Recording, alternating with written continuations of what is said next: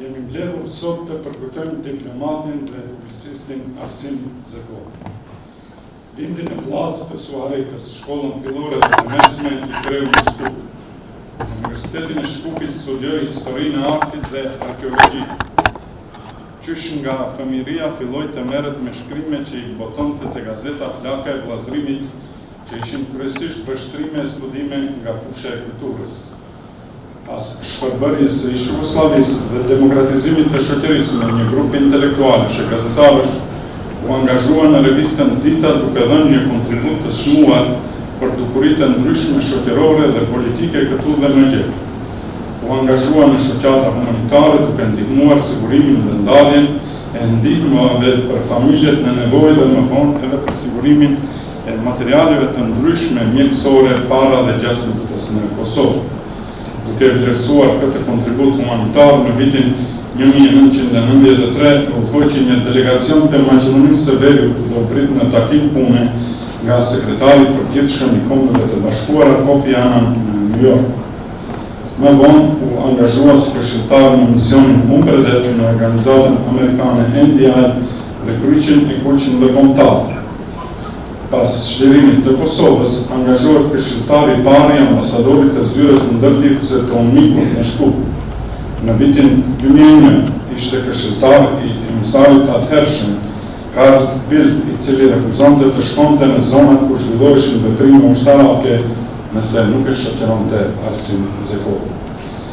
Emërohet ambasador në OSBE në Vjenë dhe më pas ambasador dhe udhëheqës i misionit të OSBE-s në Turkmenistan. Arsimi e ka pasur pasion shkrimi dhe vazhdoi të botoj shkrime në gazetat Lajm, Fakti, Koha dhe shumë revista në gjuhën shqipe. Ishte kolumnist shumë vjeçar i gazetës Koha, i gazetës në gjuhën maqedonase, Utrinski Vesnik dhe Deutsche Welle. televizionet e fuqishme si Al Jazeera, Al-Bus Yemen dhe shumë të tjera nga rajoni dhe më gjërë e kanë pasur analizë të rregullt, ndërsa vlerësimet dhe analizat e tij janë cituar nga personalitete dhe institucione më rëndësishme ndërkombëtare. Arsim Zekolli nuk pranoi kurrë të bëjë kompromis me të keqen e të ligën. Nuk pranoi kurrë që për interesa materiale apo favore të ndryshme, as të shitet, as të blihet. Qëndroi përherës përballë sfidave të ballafaquara, duke ignoruar ignorantët, duke shqetësuar mediokritetet dhe duke luftuar ligësitë e një pjese të shoqërisë sonë. Si të tillë, ai do të mbetet në kujtesën e të gjithë atyre që e njohin, e atyre që e lexuan dhe atyre që e shikuan e dëgjuan. Model i një intelektuali të vërtet, i një qytetari që lart gjurmë të pashlyera, të cilat shërbejnë për të mësuar si duhet ecur para, pa pasur nevojë për të përkullur e nënshtruar. Pushon në paqe Arsim Zekolli. Ta niftoj zonjën Diana Toska, kolege, gazetare.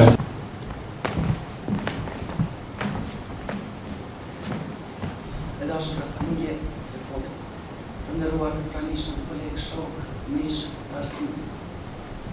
Kam shumë pranë të flas për një njeri të vallë, Hem, i cili me la pa pritur, por në gjej fort. Jo të flas si reflektume e ignorume nga kësaj shoqërie që ignoroj, do të flas për një njeri që jetoi dhe shkoi në dinjitet. Do të flas për pjesën e tij njerëzore të shpirtërore. Arsimin e takova viteve 90 në një konferencë të ndërkombëtare që bëmbajnë në Prishtinë. La përshtypje një djalë i ri me një potencë të tillë intelektuale që fliste për situatën politike në rajon. Wow, u lutërove tash a kemi ne një djalë të ri kështu kaq të ngritur.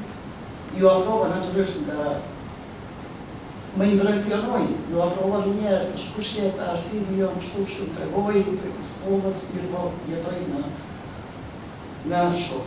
Por nuk e ndinja se nëse di nuk kemi qenë me motrën e Arsimit, kemi qenë edhe shoqe klasë.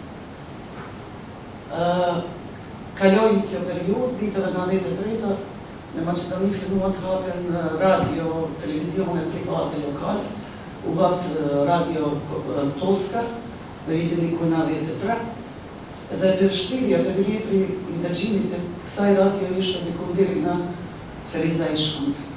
Eftova Arsimin për të udhëheqë debatet politike në këtë radio. Një ndër mysafirët ishte Femia Gani.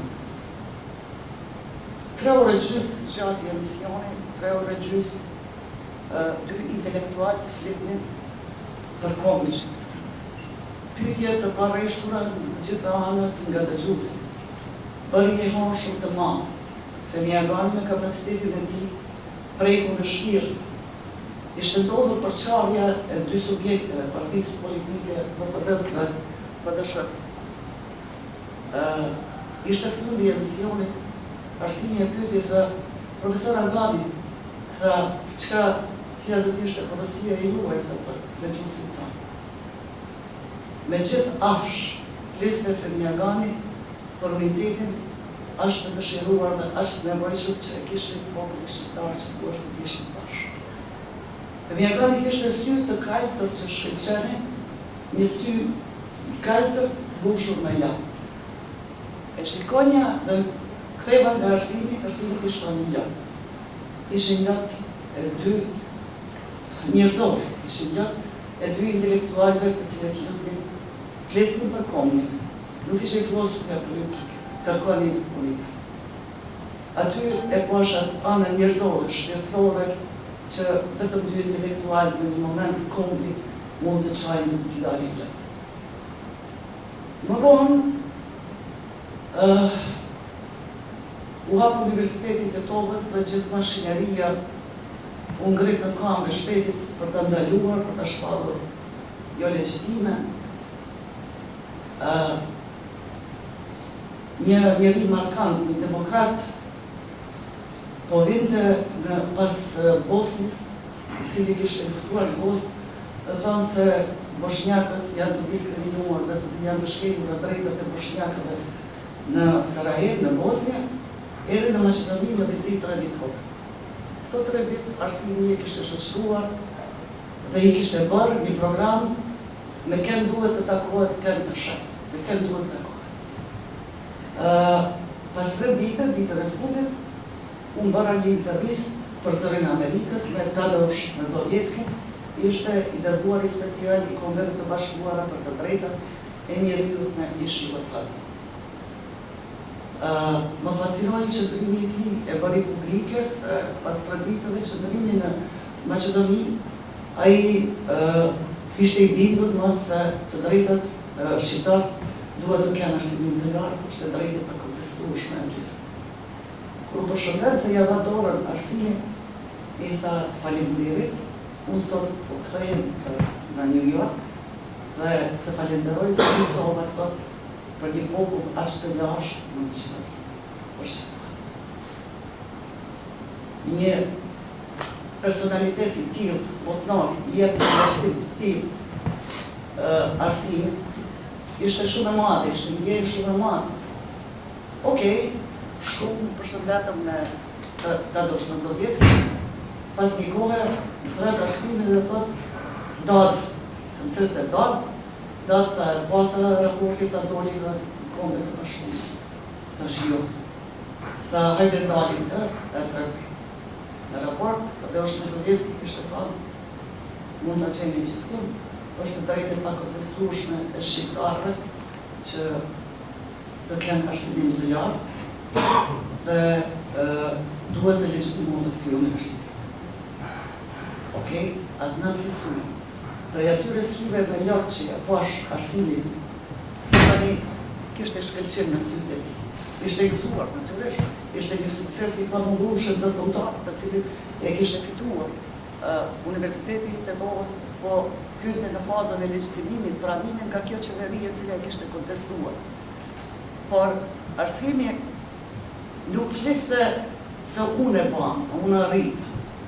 Arsimi fliste për rolin e arsimit, vetë emrja i këtij arsimi, me çfarë kënaqësie fliste për arsimin që po ju hapin shtigje gjeneratave të reja që të mundën lirisht të studiojnë në Maqedoni.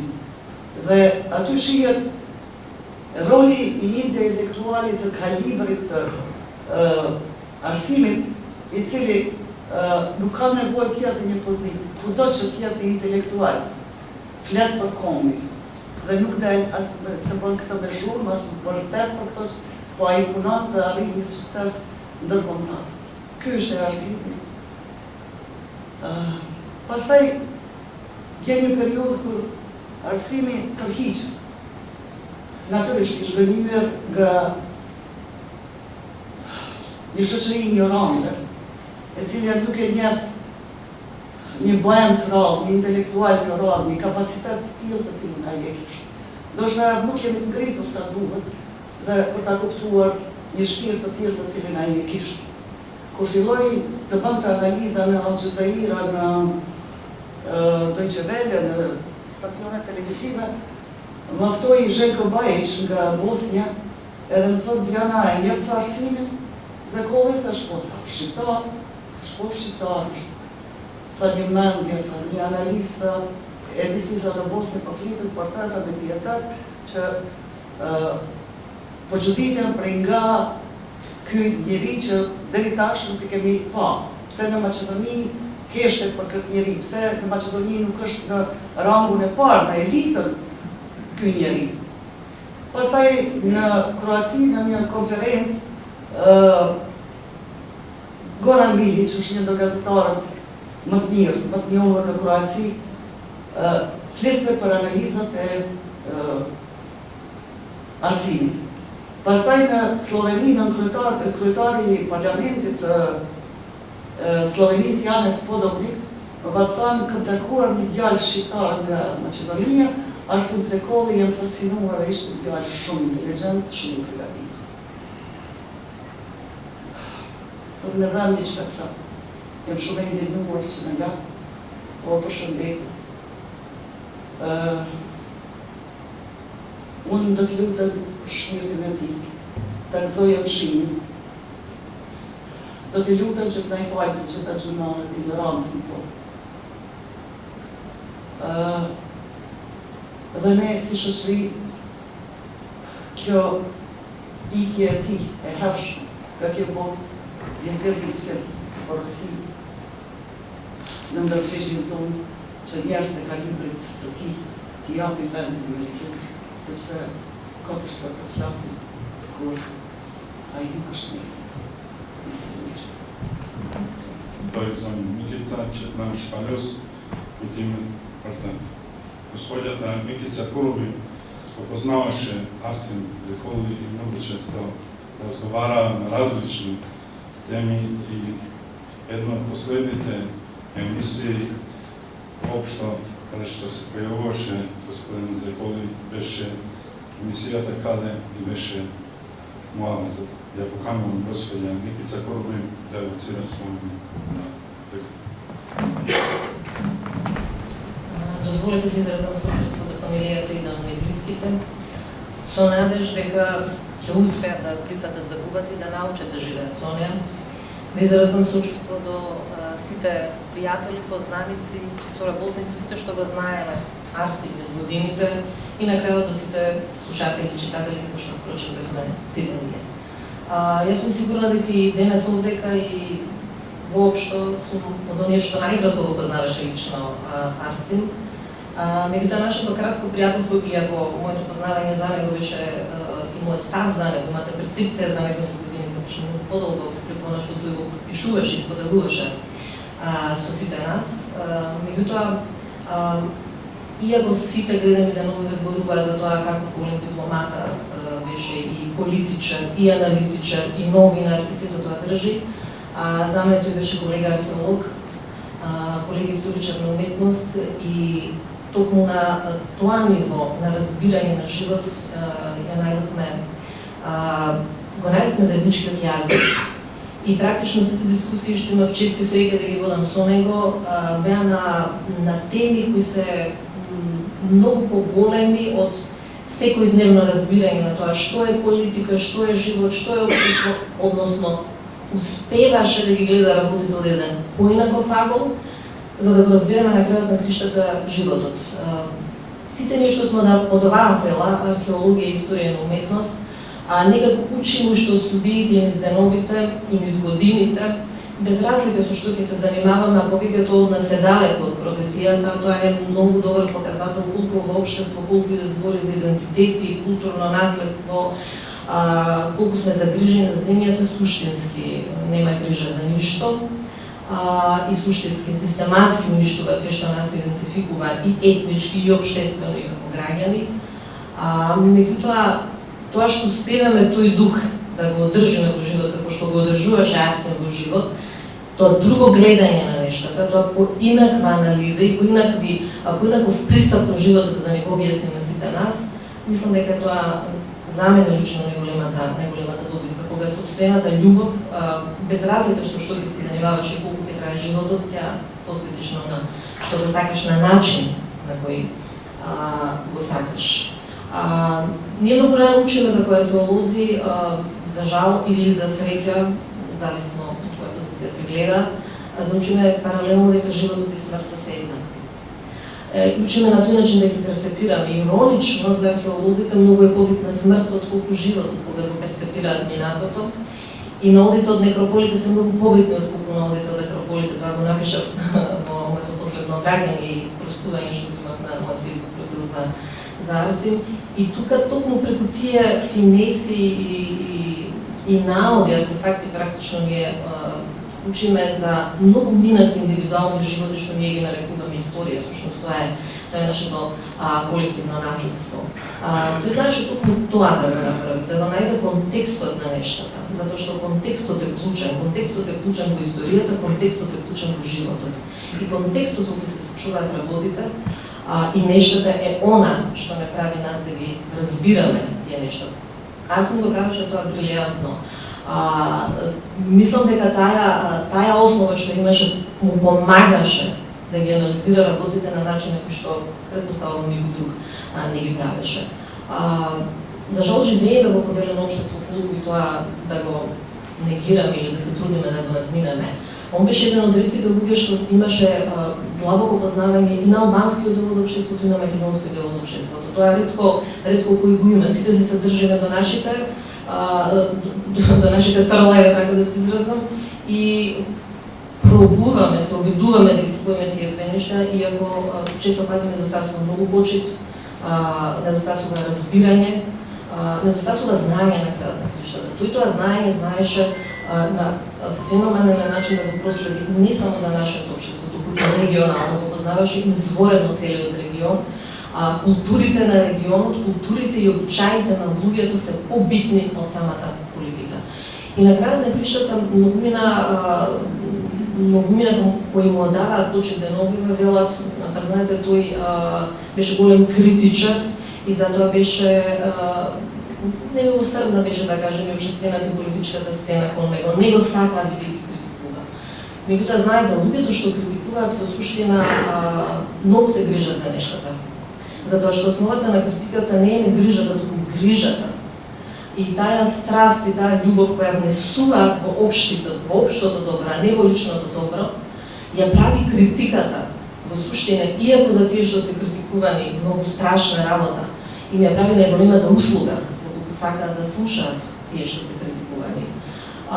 И затоа мислам дека Арсим беше феноменален критичар, затоа што претпоставувам не го знае колку лично долго, меѓутоа од онаа кратка можност што има со него, имав чест да разменува мислење, беше во суштина многу емотивен човек.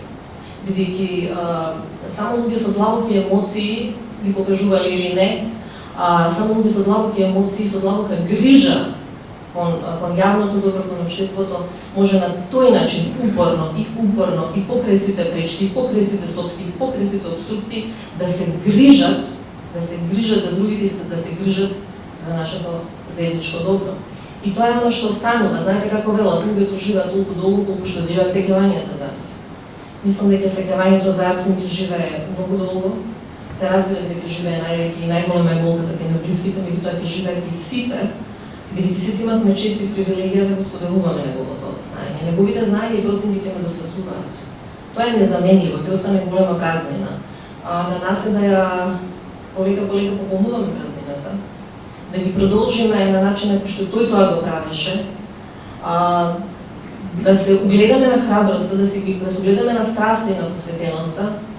И точно мојата последна емисија или неговата последна емисија беше со мене и навистина тоа е за мене голема чест и голема привилегија. Самиот го смисли насловот што ми беше муабетот и за мене тоа е еден брилјантен, гениален наслов што практично произлегува од нашето секојдневно. Сите ние велиме, па што ни беше муабетот, па што ти беше муабетот. Што му беше муабетот на Арсим остана недокажана приказна, меѓутоа приказна која сите треба да ја продолжиме.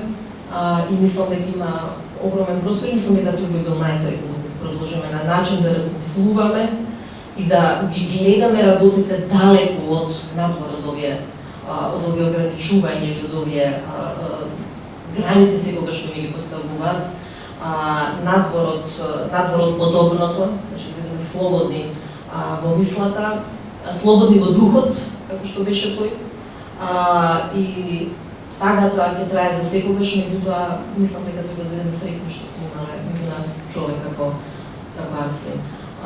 Фалимендери шум Перличка Арсим, слава му.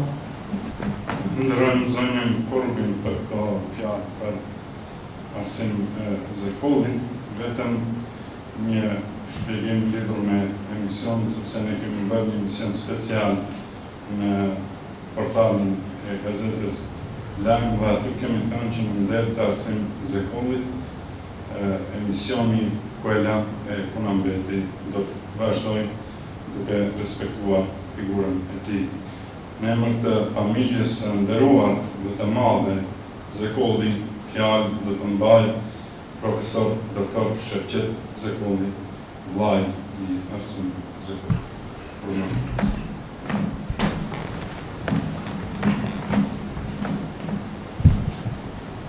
Të dashur njerëz të Arsimit, Unë nuk do të flasë shumë për arsimin, sepse këto ditë keni folju mjaftuar shumë për të. Do t'i kujtoj vetëm 3 momente të cilat këto ditë kanë sjellur për kohë edhe mendje, momente të cilat tani po kthehen në një mënyrë që nuk do ta kisha dëshuar kurrë. Ne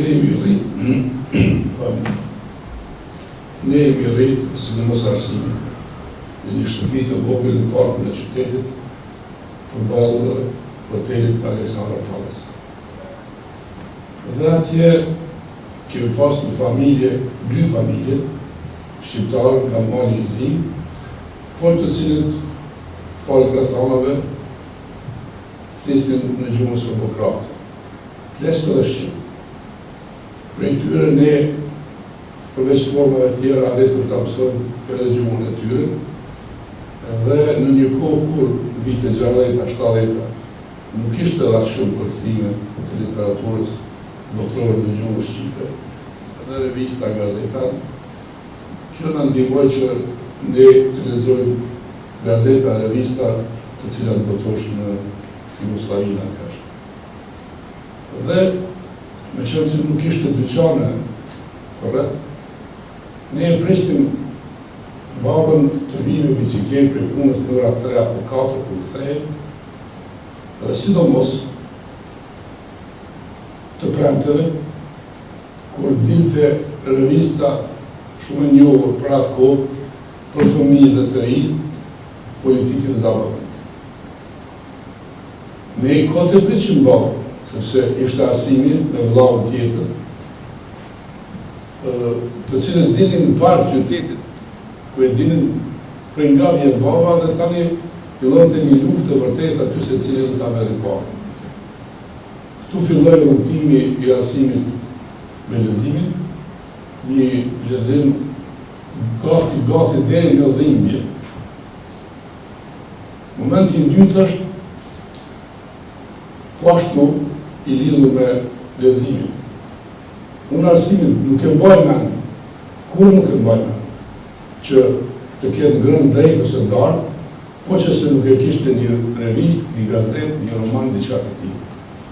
Edhe kur nëna jo, pastaj shoqja, ja të rishtë një brejken, a i vetëm ankojë më shumë për nëmë. E thot, ky ishte arsim.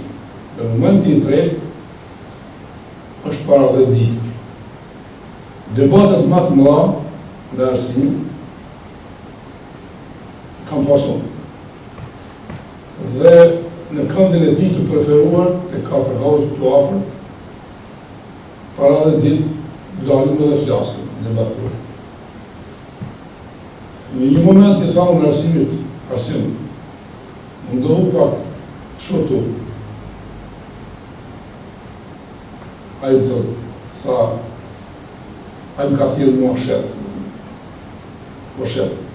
Ti tha ke lezu po ashtu shumë. Tha, dhe e një edhe Cervantes. Tha, po e një. Tha, më thëmë, kjo Cervantes, sa ajo është i pahavicëm. Po tha, a i mundohu të më shikosh mua pak si një dorë këshot në një atë. Ju falenderoj gjithë. Falenderoj zotin Zekolli për këto fjalë dhe sidomos për përfundimi briljant për figurën markante të zotit Arsim Zekolli. Të nderuar të pranishëm në këtë mbledhje pakujtimore, ju falenderoj shumë për pranimin këtu, ku bashkërisht ndam dhimbje për Arsim Zekollin që iku herët.